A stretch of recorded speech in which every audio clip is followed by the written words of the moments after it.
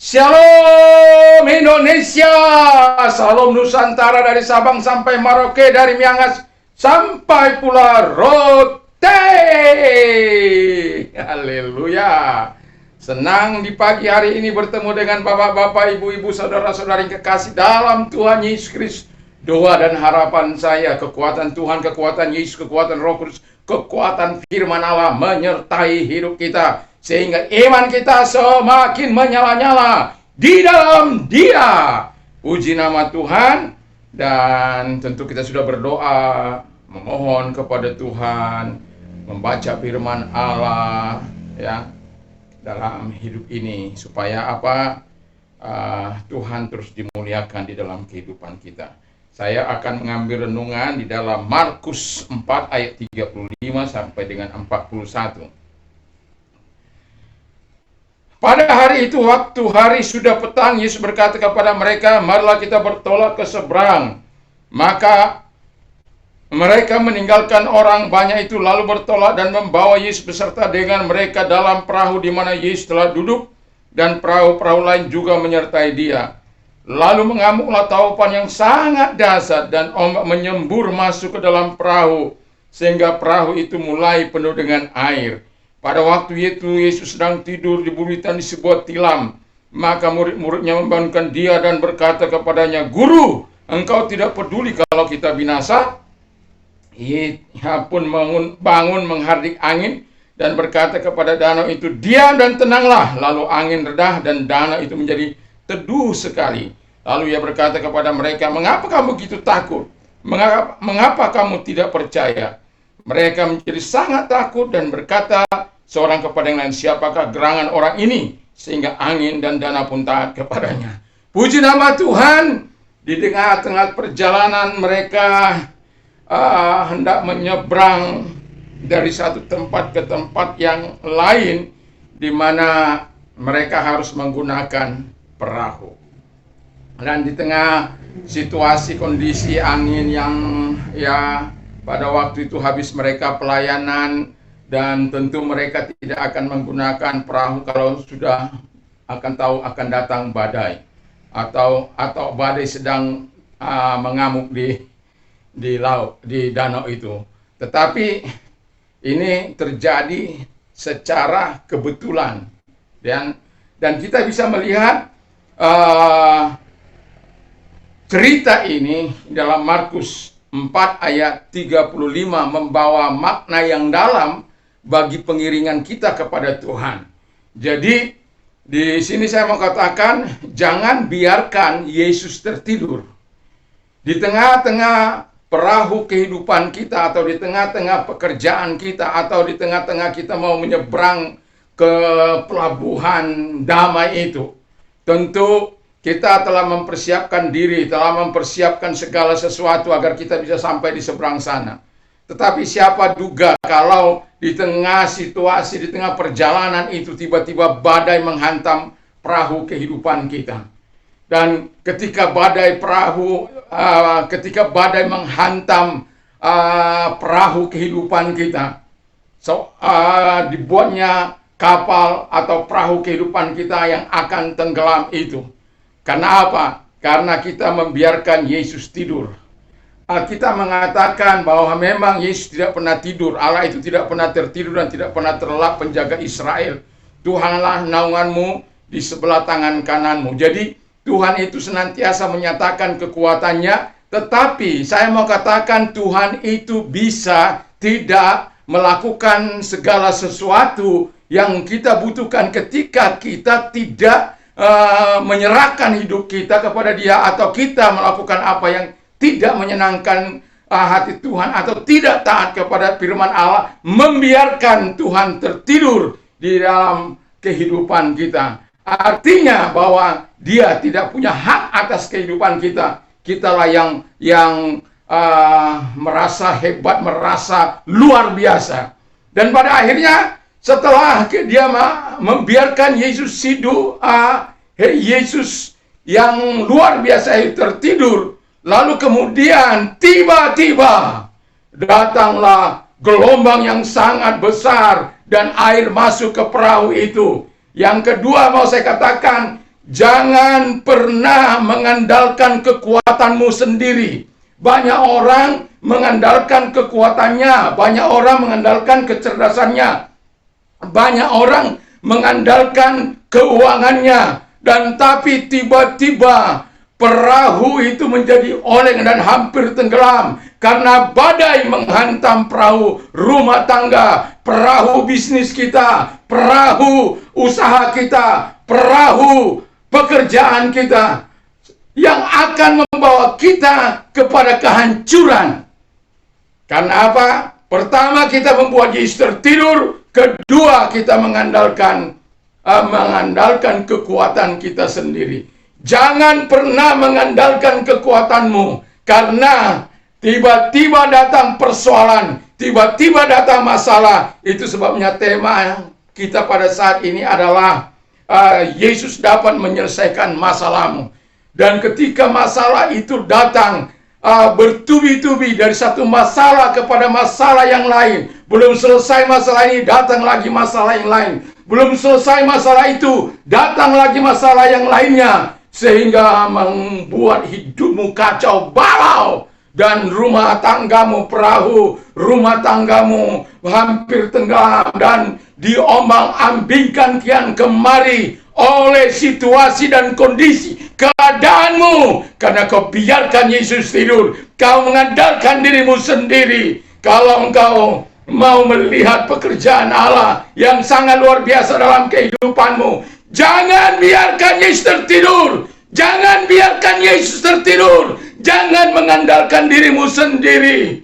Dan murid-murid sadar, murid-murid tahu bahwa Yesus ada bersama-sama dengan mereka. Lalu apa yang dikatakan?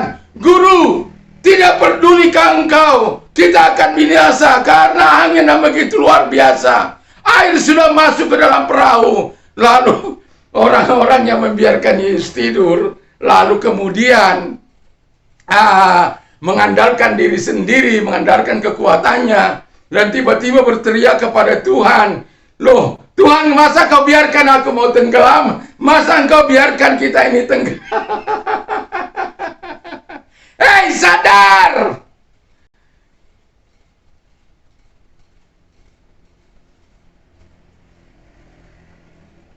Banyak kali orang membiarkan Yesus tidak terlibat dalam kehidupannya, tidak terlibat dalam usahanya, tidak terlibat dalam kehidupan rumah tangganya, tidak melibatkan dalam hubungan keluarga.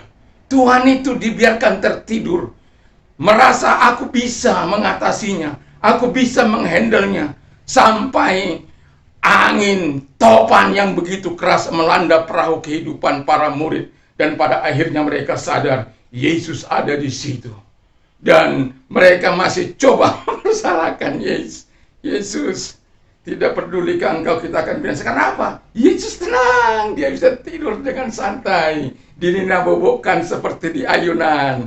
Boboklah anakku sayang, kalau tidak bobok digigit nyamuk. Yesus bisa tertidur dengan lelap. Tetapi para murid mengalami ketakutan, mengalami sesuatu yang sangat mengerikan. Mereka akan binasa di danau itu. Mereka akan tenggelam. Kalau tidak ada seseorang yang menolong mereka, maka mereka akan tenggelam. Mereka bisa dipastikan akan hanyut. Dan kemudian mereka akan meninggal dunia. Tapi sebelum itu terjadi, mereka sadar ada Yesus di buritan kapal yang sedang diombang-ambingkan seperti di ayunan yang menabobokkan anak-anak. Dulu saya sering, anak saya kalau sudah mau tidur itu biasanya saya goyang-goyang, bobo, sambil bernyanyi, bobo lah.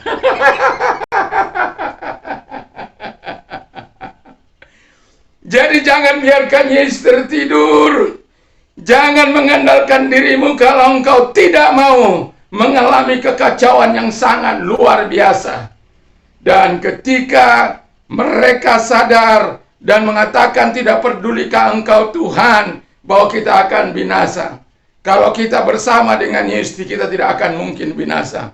Tuhan tahu, walaupun seperti itu Tuhan tahu keadaan murid-muridnya. Lalu dikatakan, angin berhentilah, diamlah, maka tenanglah seketika itu juga.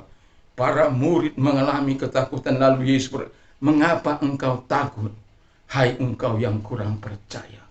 Jadi yang ketika saya mau katakan, jangan engkau tidak beriman.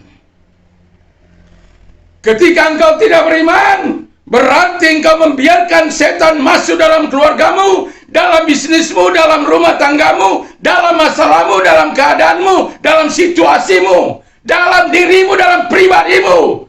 Kau biarkan dia masuk, kau buka pintu gerbang lebar-lebar untuk dia masuk. Kemarin saya katakan bahwa iman kita lah yang mengalahkan dunia ini. Iman kita kepada Yesus lah yang menghancurkan pekerjaan si jahat. Iman kita lah yang membuka pintu rahmat Tuhan. Iman kita lah yang dapat mengubah situasi yang tidak baik menjadi baik dengan berdoa kepada Tuhan. Jadi jangan biarkan Yesus tertidur. Jangan mengandalkan dirimu sendiri, dan jangan tidak beriman kepada Tuhan. Kalau engkau tidak beriman kepada Tuhan, pintu neraka terbuka lebar untuk menghancurkan kehidupanmu. Tapi bila engkau memiliki iman, makanya Tuhan katakan, iman itu sangat berharga. Kalau dia datang, adakah aku temukan iman di muka bumi ini? Karena dengan iman kepada Yesus, anak domba Allah itu, kita akan menikmati karya besar dari dia, pekerjaan besar dari dia. Ketika masalahmu datang bertubi-tubi, jangan lihat masalah yang bertubi-tubi itu. Lihat kepada Tuhan yang mampu menyelesaikan masalahmu. Dari masalah satu kepada masalah yang lain. Supaya apa? Supaya engkau memuliakan Allah. Supaya engkau meninggikan Allah. Supaya engkau memasukkan dia raja di atas segala raja. Karena Yesus dapat menyelesaikan masalahmu. Saya tidak tahu apa masalah kita saat ini. Tapi saya mau katakan kepada kita, jangan biarkan Yesus tertidur. Kalau engkau biarkan Yesus tertidur, berarti engkau memang hidup untuk membiarkan Tuhan, atau tidak mempercayai Tuhan, atau mengandalkan dirimu sendiri. Jangan biarkan itu. Dan jangan mengandalkan kehebatanmu. Kau pikir kau bisa, aku bisa, dengan kekuatanku, dengan akal budiku, dengan segala kecerdasan yang aku miliki, aku bisa memanage usahaku ini. Tiba-tiba badai datang, hancur seketika. Kita sudah lihat bagaimana retail-retail raksasa roboh di masa COVID-19 ini. Kekuatan-kekuatan raksasa roboh, sementara yang kecil-kecil mulai naik.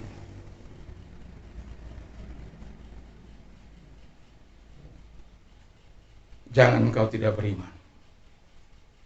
Kalau engkau melihat karya Allah dalam hidupmu.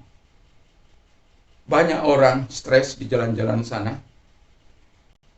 Karena apa? Mereka tidak menyerahkan hidup mereka kepada Tuhan. Mereka membiarkan Yesus tertidur. Mereka menganggap Yesus itu, wah, masa 2000 tahun yang lalu. Dia tidak dapat berbuat apa-apa. Dengar! Yesus tidak pernah berubah dahulu, sekarang, sampai selama-lamanya. Yesus itu tetap hidup. Yesus tetap berkuasa. Yesus itu yang menciptakan langit dan bumi. Yesus yang memelihara hidupmu. Jadi berikan yang terbaik kepada Tuhan, supaya Tuhan melakukan yang terbaik bagimu. Kalau angin dan danau saja bisa diredakan, apalagi masalahmu.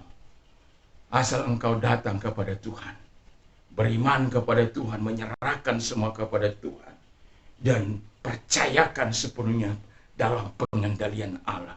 Imani bahwa Tuhan mampu melakukan hal yang besar dalam kehidupanmu. Maka dikatakan kepada Israel, oh Israel, put your hope in the God of Israel. Israel, taruhkan pengharapanmu kepada Allah. Allah Israel tidak akan pernah membiarkan engkau terlunta-lunta. Allah Israel tidak akan pernah membiarkan engkau menanggung masalahmu sendiri. Allah Israel, Allah yang kita sembah itu siang dan malam, tidak akan membiarkan masalah yang satu datang, terus masalah yang lain datang, masalah yang lain datang, masalah yang lain sampai mau menenggelamkan perahu kehidupan, perahu imanmu. Jangan biarkan itu. Kalau engkau mengalami itu, ingatlah ada seseorang yang pernah mengalami dari satu masalah kepada masalah yang lain, yaitu Yusuf. Dia dibenci saudara-saudaranya, lalu kemudian saudara-saudaranya memasukkan ke dalam sumur, lalu kemudian dijual kepada Ismail kepada pedagang, dijual lagi kepada Potifar. Potifar membuat dia menjadi penguasa di rumah, tetapi kemudian istrinya bergairah, lalu difitnah, dia dimasukkan ke dalam penjara. Dalam penjara dia menerjemahkan mimpi, tetapi dia diabaikan. Tapi tiba saatnya, kalau Tuhan tiba saatnya untuk menolong engkau, maka dia akan melakukan perkara yang besar itu. Kau lihat dimanapun situasi daripada Yusuf, dia akan selalu disertai oleh Tuhan. Di mana saja. Di mana saja, baik di situasi kondisi yang pelik sekalipun, Tuhan senantiasa menyertainya. Kalau Tuhan tidak menyertai Yusuf di dalam sumur itu, mungkin saudara-saudaranya akan biarkan dia sampai mati kering di situ.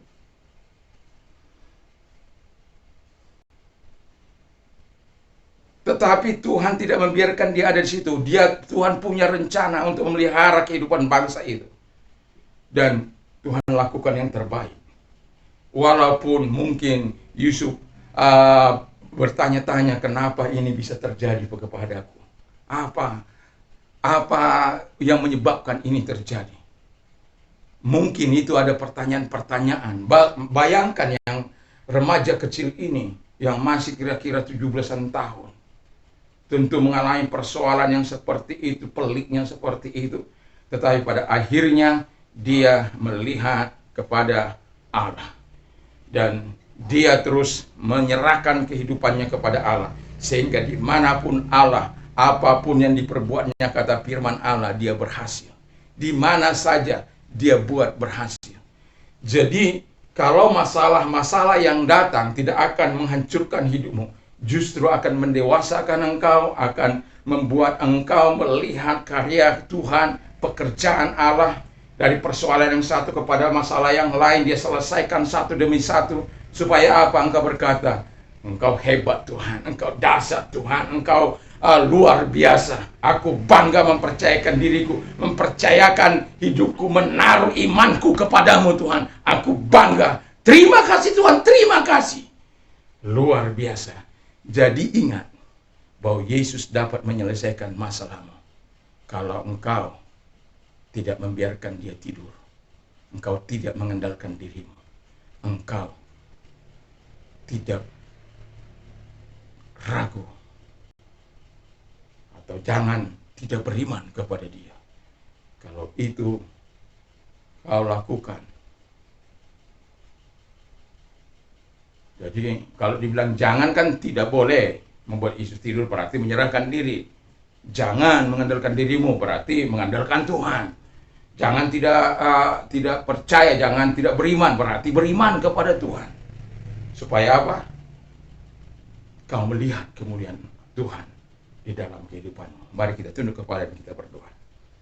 Terima kasih Tuhan, berkati firman-Mu, berkati kami semuanya. Tuhan tolong kami, sehingga kami melihat perkara yang luar biasa dari firman Allah, sehingga ketika masalah kami di rumah tangga kami, di usaha kami, di pekerjaan kami, mungkin perahu usaha kami, perahu bisnis kami, perahu rumah tangga kami, biduk kehidupan kami, mungkin mulai tenggelam Tuhan Bapa di surga. Oleh karena badai yang bertalu-talu, oleh karena badai yang dahsyat yang telah masuk ke dalam perahu kehidupan kami, yang membuat kami hampir tenggelam. Tapi walaupun demikian kami bisa melihat bagaimana para murid tidak membiarkan perahu itu tenggelam. Mereka berteriak kepada Tuhan, mereka berseru kepada Tuhan, walau Tuhan dengan cara yang tidak peduli ke engkau Tuhan, bahwa engkau kita akan binasa. Jadi Tuhan tahu situasi para murid-muridnya, keadaan yang uh, yang mereka alami. Tetapi kemudian Tuhan menolong mereka dalam keadaan seperti itu pun Tuhan masih menolong. Apalagi engkau sungguh-sungguh kepada Tuhan, engkau sungguh-sungguh mempercayai Allah, engkau sungguh-sungguh mengandalkan Tuhan, engkau sungguh-sungguh beriman kepada Tuhan, maka tidak ada yang tidak mungkin. Terima kasih Tuhan, terima kasih. Tuhan akan senantiasa membawa engkau ke pelabuhan damai. Perahu kehidupan, perahu bisnis akan sampai ke seberang, dan nama Tuhan dipuji dan dipermuliakan.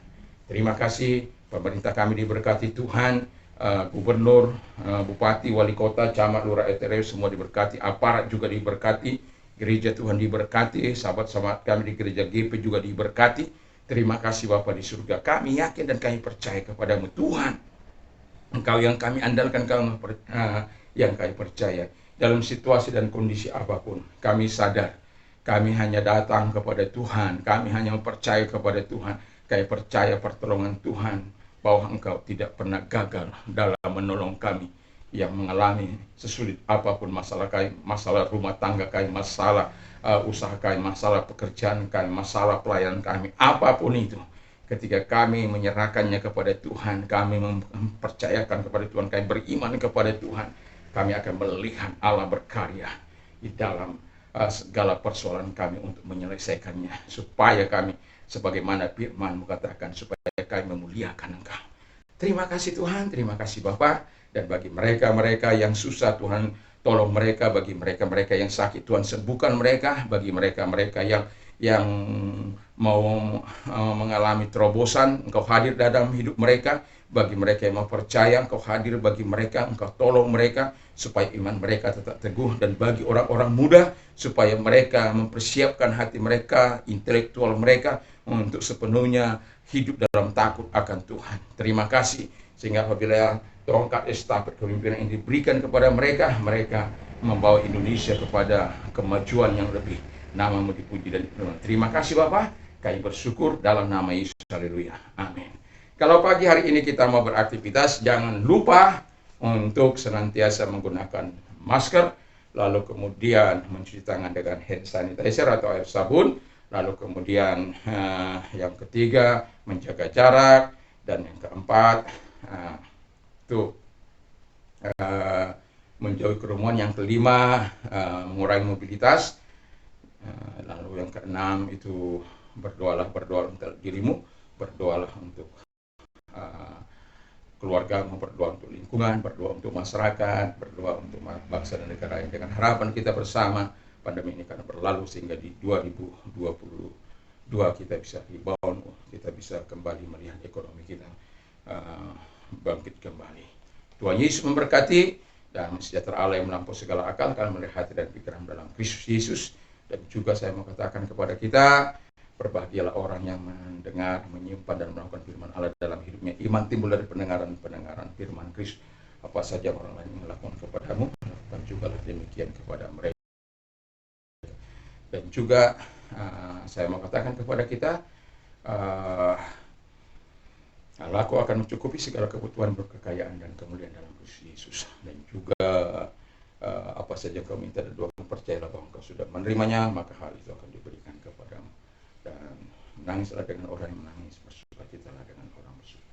Doa dan harapan saya, sehingga setiap kita dapat berkata, segala perkara dapat kutanggung di dalam Dia yang memberikan kekuatan kepadaku. Karena kalau Dia memberikan kekuatan kepada kita, yakinlah segala masalah kita akan selesai. Tuhan Yesus memberkati, dan kepada Anda penggila narkoba, pengguna narkoba, bertobatlah. Yesus sangat mengasihimu, dan Yesus sangat mencintaimu. Dia ingin kau datang kepada Dia, supaya engkau melihat berkat perkesan Allah, dan Tuhan memakai hidupmu. Kalau engkau tinggal di situ terus, engkau akan hancur, rumah tanggamu hancur, keluargamu hancur, bahkan bangsa dan negara bisa hancur oleh karena perbuatan-perbuatanmu.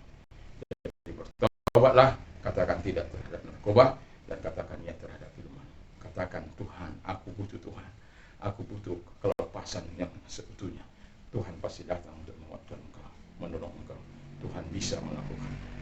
Tuhan Yesus memberkati, dan juga saya mengatakan kepada kita, jangan lupa untuk vaksin, supaya herd community itu, kekebalan bersama itu bisa kita alami, sehingga situasi Dengan demikian tetap bisa menjaga satu dengan yang lain. Dan tetap gunakan masker supaya apa? Kita tetap sehat. Nama Tuhan dipuji dan dipermuliakan. Salam Indonesia, salam Nusantara dalam nama Yesus. Amin. Tuhan Yesus.